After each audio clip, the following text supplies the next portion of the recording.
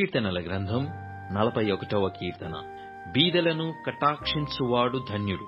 ఆపత్కాలమందు యెహోవా వానిని తప్పించును. యెహోవా వానిని కాపాడి బ్రతికించును.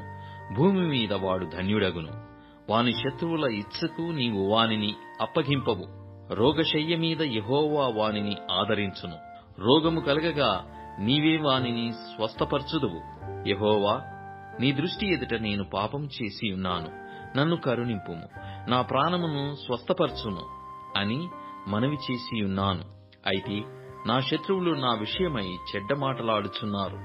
వాడు ఎప్పుడు చచ్చును, వాని పేరు ఎప్పుడు మాసిపోవును అని చెప్పుకొనుచున్నారు. ఒకడు నన్ను చూడవచ్చిన ఎడల వాడు అబద్ధమాడును. వాని హృదయము పాపమును పోగు చేసి కొనుచున్నది. వాడు బయలువెళ్లి వీధిలో దాని పలుకుచున్నాడు. నన్ను ద్వేషించు వారందరూ కూడి నా మీద గుసగుసలాడుచున్నారు.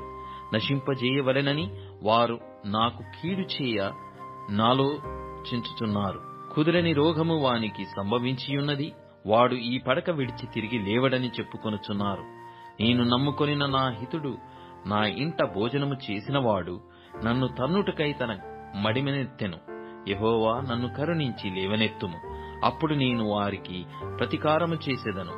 నా శత్రువు నా మీద ఉల్లసింపక యుండుట చూడగా నేను నీకు ఇష్టుడనని తెలియనాయెను. నా యథార్థతను బట్టి నీవు నన్ను ఉద్ధరించుచున్నావు. నీ సన్నిధిని నిత్యము నన్ను నిలవబెట్టుదువు. ఇశ్రాయేలు దేవుడైన యెహోవా శాశ్వత కాలము నుండి శాశ్వత కాలము వరకు స్తుతింపబడునుగాక. ఆమేన్, ఆమేన్.